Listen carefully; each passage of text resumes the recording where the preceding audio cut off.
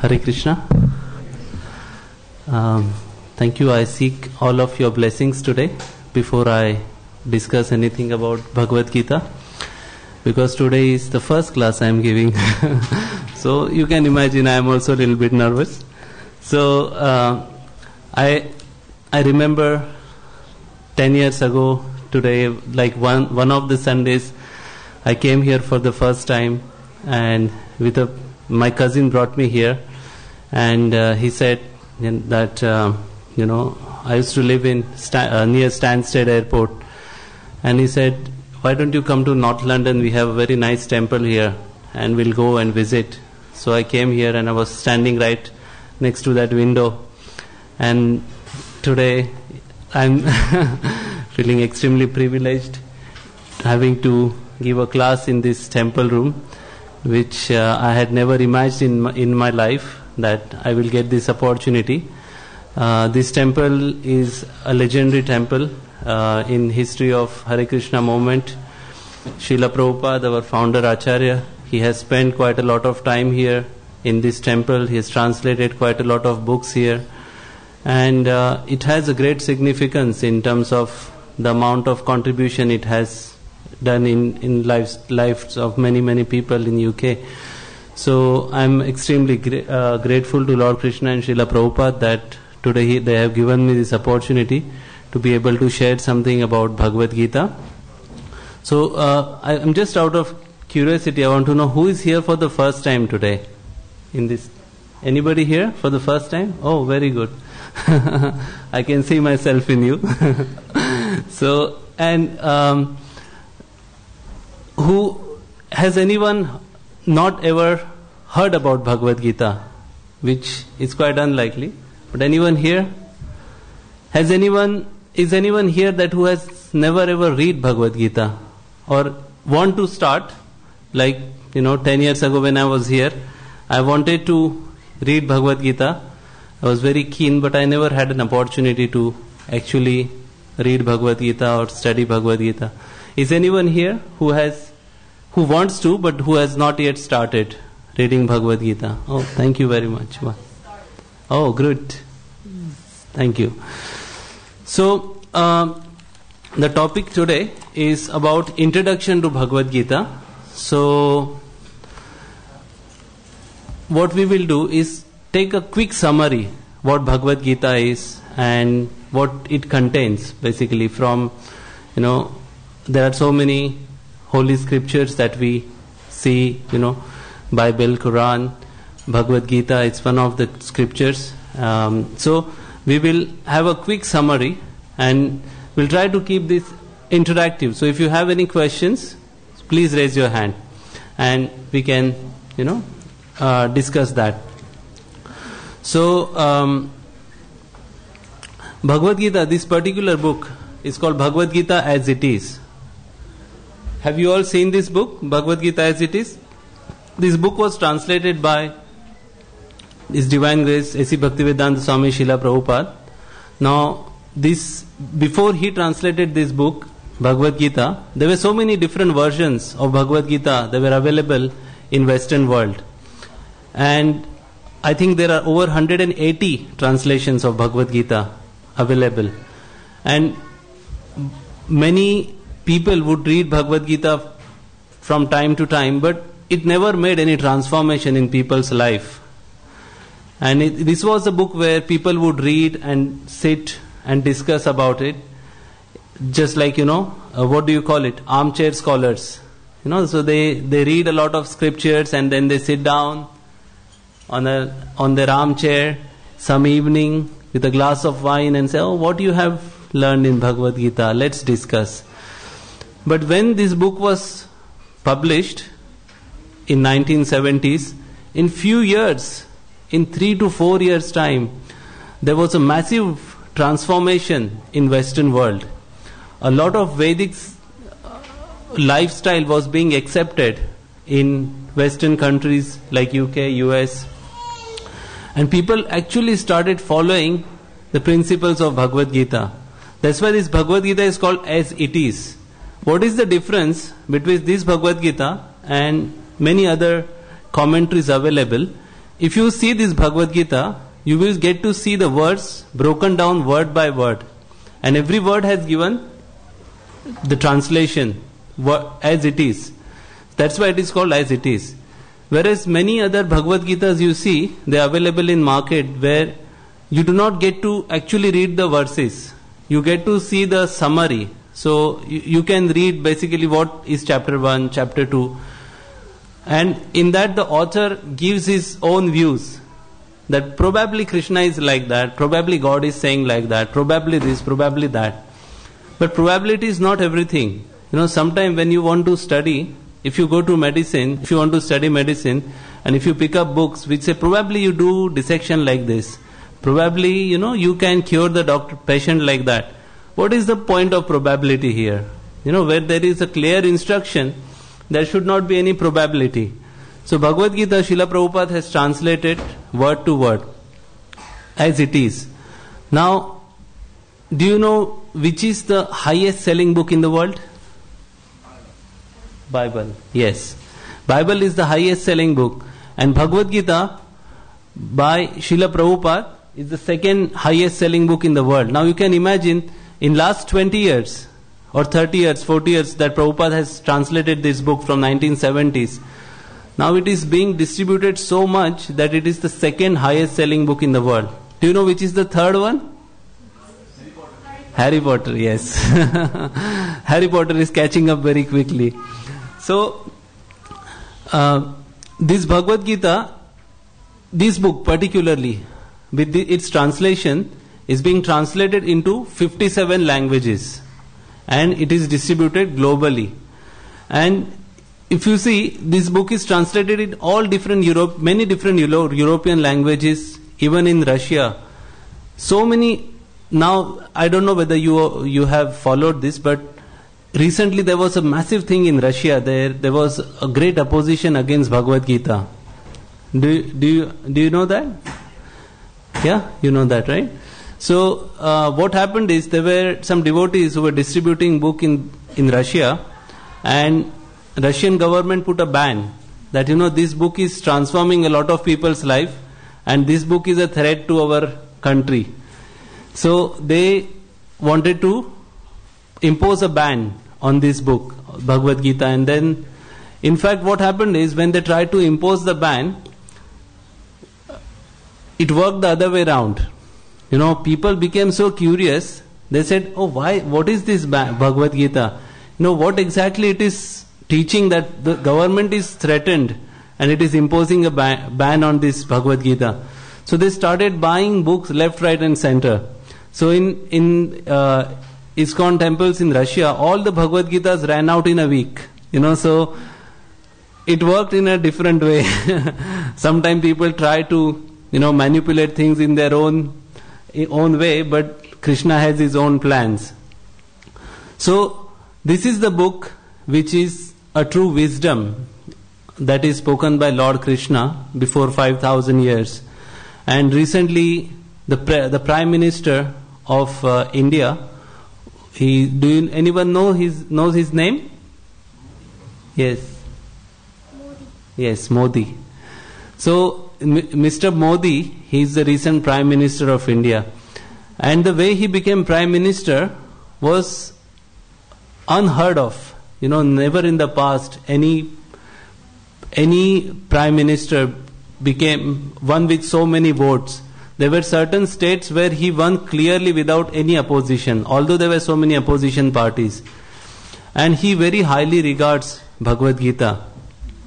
He says many times that he gets his, ability to work through the power of Bhagavad Gita.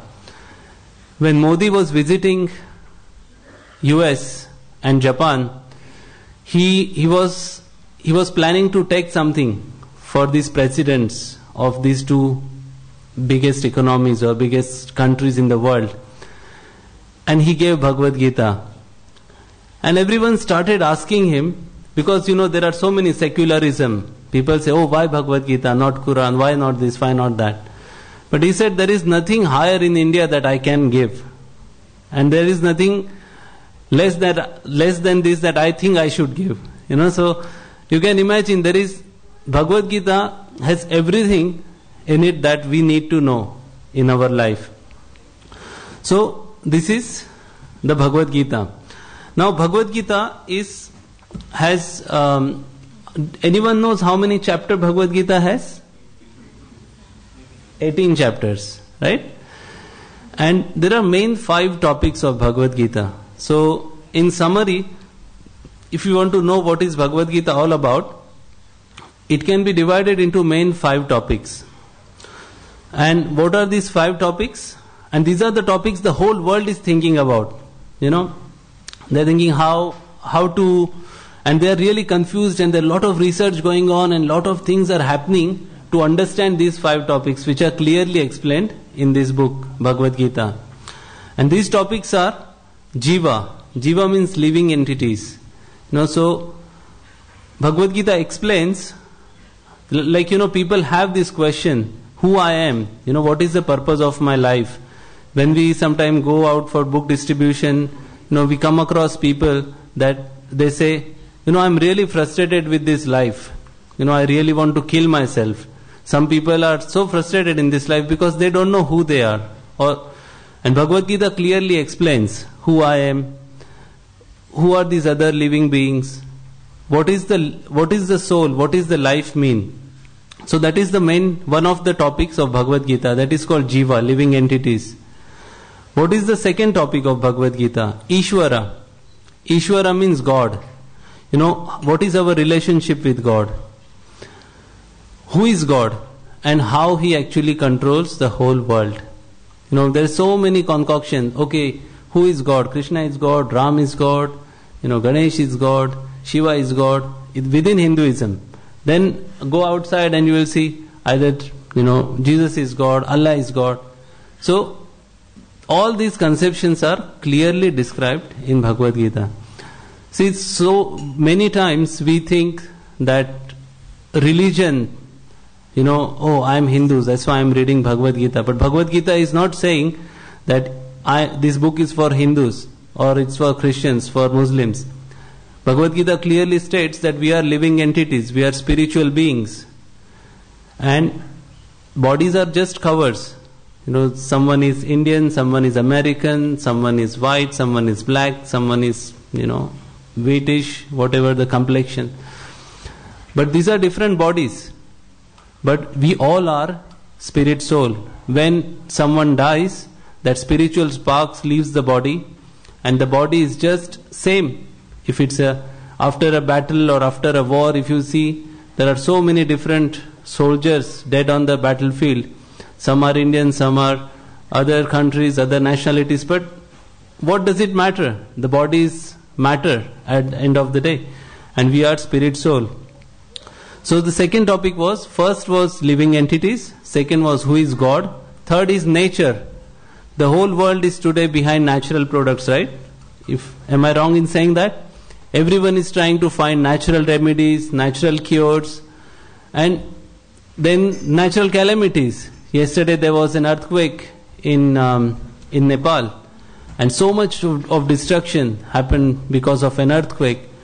So who knows how this nature works? Sometimes the nature is really good. Sometimes if there is a natural calamity, no one can do anything. One can have the most sophisticated arms in the country. They can have atom bombs and everything that they want to protect their country.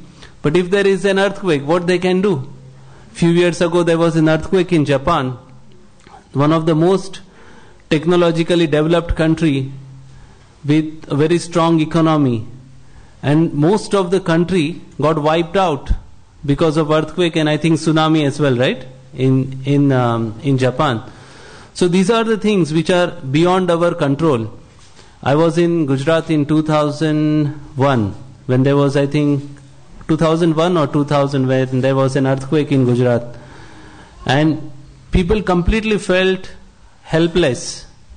All the people living either in small shacks or mansions, everyone was running out of their houses. And I was in that city that time, and I could see that the most richest people living in big mansions, were so scared to go back to their mansions, and they put their tents in their garden and they were living there. So, these big houses that we build with all this latest technology and all this security, thinking that, my house is the most safest place to live. But with nature's law, anything can change. So Bhagavad Gita explains what is the nature. It only doesn't explain the nature of this world, but it also talks about individual nature. Sometimes we see some people, by nature we are very soft. Some people are a little bit more aggressive. Some people are shy. So how these natures are built, that is explained in Bhagavad Gita. There is another topic, main topic of Bhagavad Gita is time. Time drives everything in this world. If you go to work in the morning to central London on tube, you will know how people are rushing, looking at their watches. Every single second they're looking at the tube train or a bus, that I don't want to miss this train or I don't want to miss this bus. They will get squashed into the carriage, but they will definitely go in to make sure that they reach on time. And the time is the most powerful element in this world. So everyone is defeated by time. No matter someone is very powerful, someone is very intelligent, everyone has to ultimately surrender to time and die. Right? So time is also very important factor, and in Bhagavad Gita it is explained what is time. Krishna says that I am time in Bhagavad Gita. But we need to understand these details from Bhagavad Gita. And the last thing is karma, action and reaction. And in this we see that, there are so many questions people have. That, although I was living a very good life and I lived in a pious family, why always I have to suffer? Why good things are happening to bad people, and bad people always get away with, without any consequences. So that is karma, action and reaction. That is also explained in Bhagavad Gita. Now, these are the 5 main topics of Bhagavad Gita. Apart from that, Bhagavad Gita also explains about yoga. Any one of you who has not heard about yoga? Most of you have heard about yoga, right?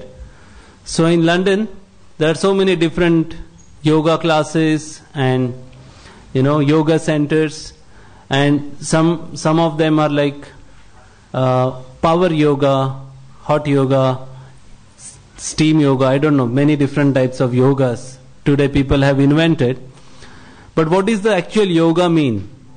Yoga means to connect.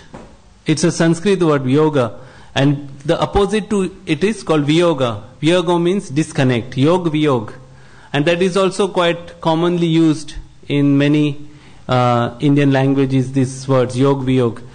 So Bhagavad Gita explains about yoga. Now Bhagavad Gita, this Prabhuji said, he has 18 chapters, and these 18 chapters are different type of 18 yogas in a way through which we can connect with God. So broadly speaking, anyone here knows the names of the chapters of Bhagavad Gita? No? Okay. So Bhagavad Gita is broadly, if you divide Bhagavad Gita, it is nicely divided in blocks of 6 chapters. So first 6 chapters are called Karma Yoga. So Karma Yoga is how can we connect with God with the means of activity. Many people, they say that work is worship, right? So I don't go to temple, I don't want to do anything else, or chanting or anything, but for me, I do my work sincerely. And by doing that work, by performing my duty sincerely, I would like to connect with God. So that is called Karma Yoga, which is also explained very well in Bhagavad Gita. How to exactly do that? I mean, not every work is Karma Yoga. So what kind of work is Karma Yoga? That is explained in Bhagavad Gita. So the second 6 chapters from chapter 7 to chapter 12 are called Bhakti Yoga. Bhakti Yoga means how can we connect with the Lord with the means of devotion. And the last 6 chapters are called Jnana Yoga. Jnana Yoga means how can we connect with the Lord with the medium of knowledge. So if we do not connect with the Lord with the medium of knowledge, then sometime our devotion towards the Lord becomes just a sentiment. So why do you do? Someone challenges you. Oh, you are, worshipping the Lord in the form of a murti. Why do you do that? And if you don't know why, then what happens? We shy away. We say, oh, I don't have the answer. Better I shy away from this question and say, oh, just like that, don't ask me. I'm not very religious. I don't know the answer. And then it doesn't give full satisfaction neither to the person who's listening nor to the person who's actually saying that. So Bhagavad Gita is actually teaching us that how we can connect with the Lord with the different mediums. So do you know the background of Bhagavad Gita? Which scripture does that come, Bhagavad Gita?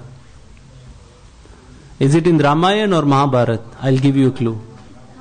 Mahabharata, yes, very good. So in Mahabharata, there is one part or segment of Mahabharata called Shanti Parva. In Shanti Parva, there is this Bhagavad Gita is part of that Shanti Parva. And Bhagavad Gita has 700 verses. And Bhagavad Gita was spoken by who? Yes, Lord Krishna. In the battle of Kurukshetra to Arjuna. Just to give you a little bit of background about Mahabharata, that this war of Mahabharata was it was not between 2 countries or 2 states. This war was between dharma or religious principles against adharma. So all the kings around the world had assembled. It was not like World War II or III, nothing compares to Mahabharata.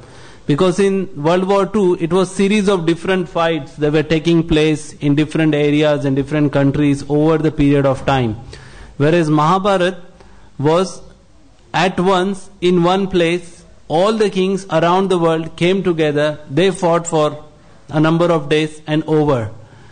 And it was mainly because of the religious principle. Like Lord Krishna explains in Bhagavad Gita that Yada yada yid dharmasya glanir bhavati bharata abhyuthanam dharmasya tadatmanam srujamyaham.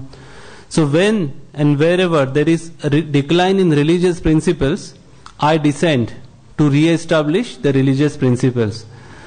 Now, sometime, once, have you heard there was a king in India called Akbar? Have you heard the stories of Akbar and Birbal? Yeah, you have? Good. So, I heard a story once that King Akbar asked his vice minister Birbal that, I heard from your Bhagavad Gita that Lord descends time to time on the earth to re-establish the religious principles. Why does he have to come personally? Why can't he send someone else and re-establish the religion? Does he not have some capable people who can go and do that? So he said that, Birbal, I am not very convinced that God has to come all the way just to re-establish the religious principles. So Birbal said, okay, one day I will definitely prove you why God comes. Why God comes.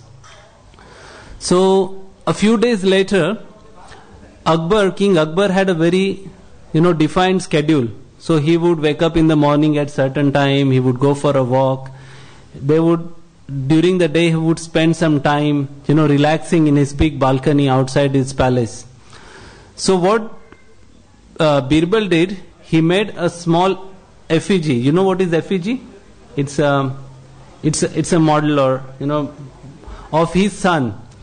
And when he was in the balcony, Akbar, and overseeing his gardens, he put that effigy right near a lake, and then he asked someone to push that in the lake. So when Akbar was seeing, he saw that his son was sitting next to the lake, and then he fell in the lake. So without a moment of thought, he jumped off that balcony and came rushing towards it. And he looked inside. He also jumped in the pond just to save his son. And then he realized that, oh, this is not my son. Somebody made some kind of mischief with me. And he became very angry.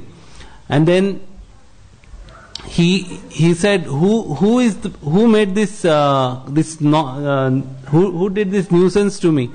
And then Birbal came there, and he was very angry. He was fuming. He said, how dare you can do this to me?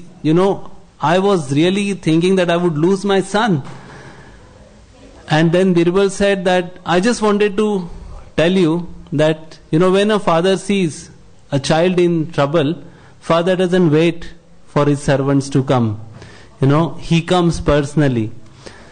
So then Akbar realized, yes, this is not out of any other but compassion and love for the living beings. And now if you see, actually, why does God have to come and take incarnation in this world?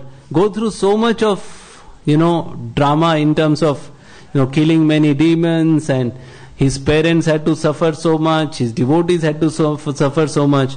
He does all that just to attract our heart. He shows different of his pastimes, and these pastimes do attract our heart. So just to summarize, then if you have any questions, we can take them.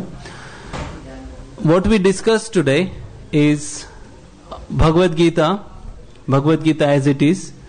If you don't have a copy of this book, please make sure that you get this book before you go home. And Bhagavad Gita is not a book to go in your temple room or in your altar and not be looked at it ever again, and put some kumkum on it, put some rice on it, and forget about it. It is not a book like that. Bhagavad Gita is a book for us to read, for us to learn. For example, if you have, someone gives you 1 million pound as a gift, and you put it in your bank account and live like a beggar, what is the value of that kind of life? When you have money, you use it to its fullest. Live a happy life, live an enjoyable life. So similarly, knowledge of Bhagavad Gita is unique, eternal knowledge. If you have that book in your house and you put it in your altar, or if you put it in your bookshelf and never open it, it is like living a life of a miser.